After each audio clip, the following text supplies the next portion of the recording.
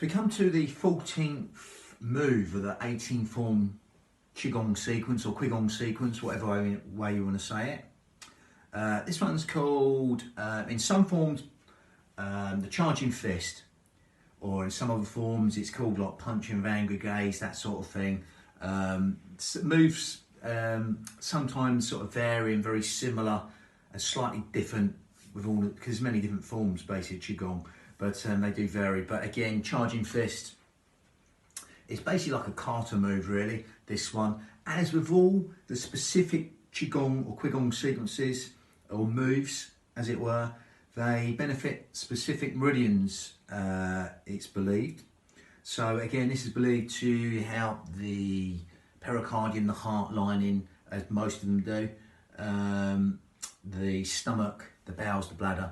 But again, I'm an adamant believer that basically when you're breathing, which we're going to do in a minute, we're going to a lot more detail with the breath, that every single organ, cell, sinew of the body is benefited. You can either focus on them organs, but again, I'm generally down the line of just, just doing it, feeling it, and just feeling the benefit inwardly. That inner medicine just affecting every single organ, cell, sinew of the body. So again, with this one, we're going to add the Hypno Qigong Pilates yogic breath, bit of a mixture of the breaths.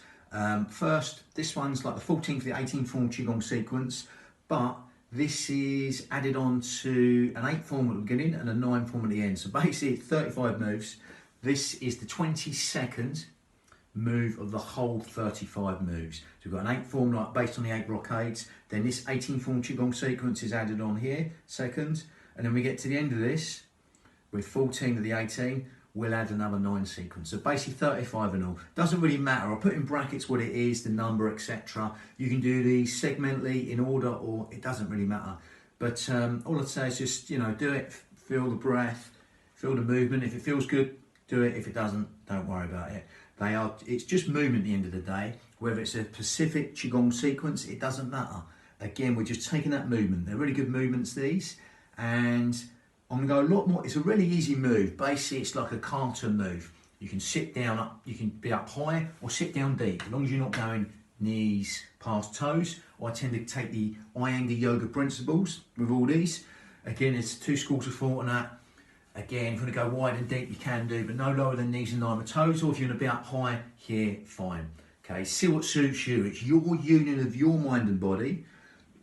So only make this as easy or as hard as you like.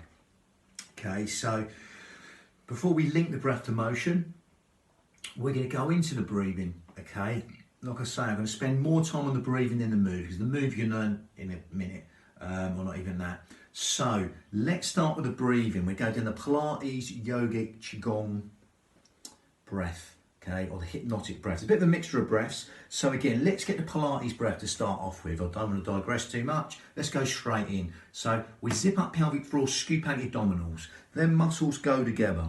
Okay, you can't do one without the other. Okay, so you've got the pelvic floor here.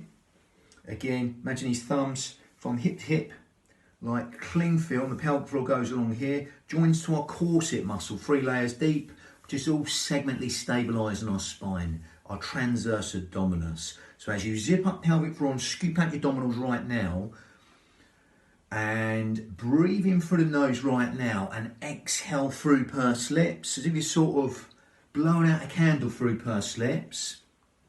Okay, you'll feel that breath right now as you do that go into these lower lobes of lungs, intercostals, the ribs, anywhere but the stomach, because there's nowhere else the breath to go apart from into these lower lobes of lungs, intercostals, the ribs, anywhere but the stomach. Okay, so as you zip up pelvic floor and scoop out your abdominals right now, okay, that's going to engage our core to support our spine in that Pilates manner.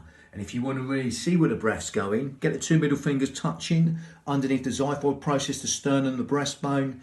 Okay, and as you zip up pelvic floor and scoop out your abdominals and breathe in through the nose, shoulders down, and exhale through pursed lips, them 2 middle fingers will slightly part and come back to touch each other, just adding width to the lungs and length to the out breath. As you zip up pelvic floor and scoop out your abdominals right now, You'll feel these middle fingers moving like seaweed on the bottom seabed to the sides and back, because as you zip up pelvic floor and scoop out your abdominals right now, that's going to help us breathe anywhere but the belly button. It's going to help us breathe low and deep into these lower lobes of lungs, intercostals, the ribs, anywhere but the stomach.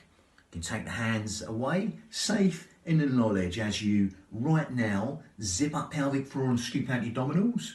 That's going to help you breathe anywhere but the belly button, because there's nowhere else the breath to go apart from into these lower lobes of lungs, these fish gills, 3D style right now as you zip up pelvic floor and scoop out your abdominals, breathing in through the nose and exhaling through pursed lips for as long as you like, as if you're sort of blowing out a candle through pursed lips.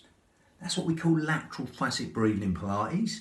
Helps us use our pelvic floor and our corset muscle, the transverse abdominis, 3 layers deep, in the most efficient manner, helping us breathe anywhere but the belly button, but helping us breathe low and deep into these fish gills, organ deep, cell deep, even bone marrow deep, into these lower lobes of lungs.